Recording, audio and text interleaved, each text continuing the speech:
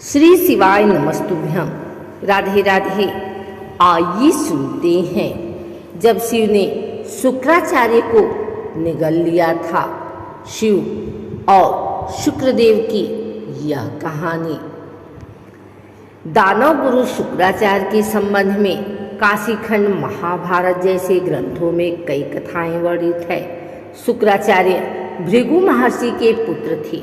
देवताओं के गुरु बृहस्पति अंगिरस के पुत्र थे। इन दोनों बालकों ने बाल्यकाल में कुछ समय तक अंगिरस के यहाँ विद्या प्राप्त की। आचार्य अंगिरस ने विद्या सिखाने में शुक्र के प्रति विशेष रुचि नहीं दिखाई। असंतुष्ट होकर शुक्र ने अंगिरस का आश्रम छोड़ दिया और गौतम ऋषि के यहाँ जाकर विद्यादान करने की प्रार्थना की। गौतम मुनि ने शुक्र को समझाया, बेटे, इस समस्त जगत के गुरु केवल ईश्वर ही हैं, इसलिए तुम उनकी आराधना करो। तुम्हें समस्त प्रकार की विद्याएं और गुण स्वतः प्राप्त होंगे। गौतम मुनि की सलाह पर शुक्र ने गौतमी तट पर पहुंचकर शिव जी का ध्यान किया। शिव जी ने प्रत्यक्ष होकर शुक्र को मृत संजीवनी विद्या का उपदेश दिया। शुक्र ने मृत संजीवनी विद्या के बल पर समस्त मृत राक्षसों को जीवित करना आरंभ किया।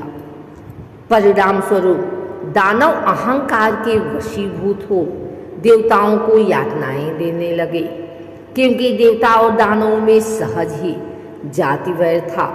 फलतः देवता और दानवों में निरंतर युद्ध होने लगा। मृत संजीवनी विद्या के कारण दानवों की संख्या बढ़ती ही गई। देवता असहाय हो गए। वे युद्ध में दानवों को पराजित नहीं कर पाए। देवता हताश हो गए।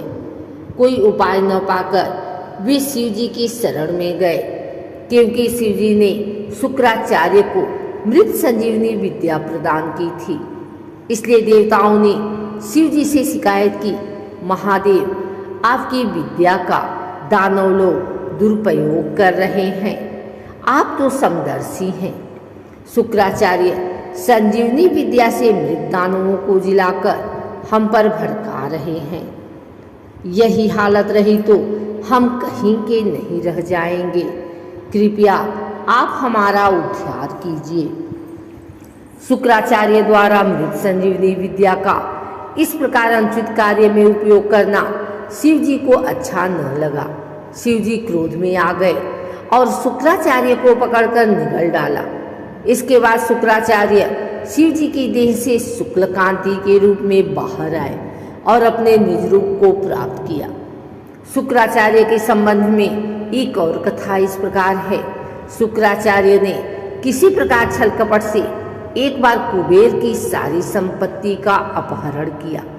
कुबेर को जब इस बात का पता चला, तब उन्होंने शिव जी से शुक्राचार्य की करने की शिकायत की। शुक्राचार्य को जब विदित हुआ कि उनके विरुद्ध शिव जी तक शिकायत पहुंच गई, वे डर गए और शिव जी के क्रोध से बचने के लिए झाड़ियों में जा छिपे। आखिर वे इस तरह शिव जी की आंख बचाकर कितने दिन छिप सकते थे। एक बार शिव जी के सामने पड़ गए। शिव स्वभाव से ही रौद्र हैं। शुक्राचार्य को देखते ही शिव जी ने उनको पकड़कर निगल डाला। शिव जी की देह में शुक्राचार्य का दम घुटने लगा। शिव जी का क्रोध शांत नहीं हुआ। उन्होंने रोष में आकर अपने शरीर के सभी द्वार बंद किए। अंत में शुक्राचार्य मूत्र द्वार से बाहर निकल आए। इस कारण शुक्राचार्य पार्वती परमेश्वर के पुत्र समान हो गए। शुक्राचार्य को बाहर निकले दे शिव जी का क्रोध पुनः भड़क उठा। वे शुक्राचार्य की कुछ हानि करे। इस बीच पार्वती ने परमेश्वर से निवेदन किया, यह तो हमारे पुत्र समान हो गया है, इसलिए इस पर आप क्रोध मत कीजिए। यह तो दया का पात्र है। पार्वती की आराधना पर शिव जी ने शुक्राचार्य को अधिक तेजस्वी बनाया। अब शुक्राचार्य भय से निरापद हो गए थे। उन्होंने प्रियव्रत की पुत्री ऊर्जस्वती के साथ विवाह किया। उनके 4 पुत्र हुए, चंड, अमर, त्वाष्ट्र और धरात्र। एक कथा शुक्राचार्य के संबंध में इस प्रकार है। एक बार वामन ने राजा बलि के पास जाकर 3 कदम रखने की पृथ्वी मांगी। यह समाचार शुक्राचार्य को मिला। उन्होंने राजा बलि को समझाया, राजा सुनो, आपसे 3 कदम जमीन मांगने वाले व्यक्ति नहीं हैं, वे नर भी नहीं, भूल से भी सही उनको 1 कदम रखने की जमीन तक मत देना। नीति शास्त्र बताता है कि वारिजाक्ष विवाह, प्राण, मान तथा वित्त के संदर्भ में झूठ बोला जा सकता है। इसलिए मेरी सलाह मानकर याचक को जमीन का दान देने से अस्वीकार करो। शुक्राचार्य ने राजा बलि को इस तरह अनेक प्रकार से समझाया, परंतु राजा बलि अपने वचन के पक्के थे, साथ ही ज्ञानी भी। इसलिए उन्होंने दृढ़ स्वर में उत्तर दिया, यदि याचक नर न होकर नारायण ही हो तो और अधिक उत्तम। यदि उनके हाथों में मेरा कुछ अहित भी होता है तो वह मेरा भाग्य ही माना जाएगा। इसलिए ऐसे शुभ अवसर से मैं वंचित होना नहीं चाहता। मैं अपने वचन का पालन हर हालत में करना चाहूँगा। यह कहकर राजा बलि ने प्रसन्नतापूर्वक वामन को 3 कदम रखने की भूमि दान कर दी।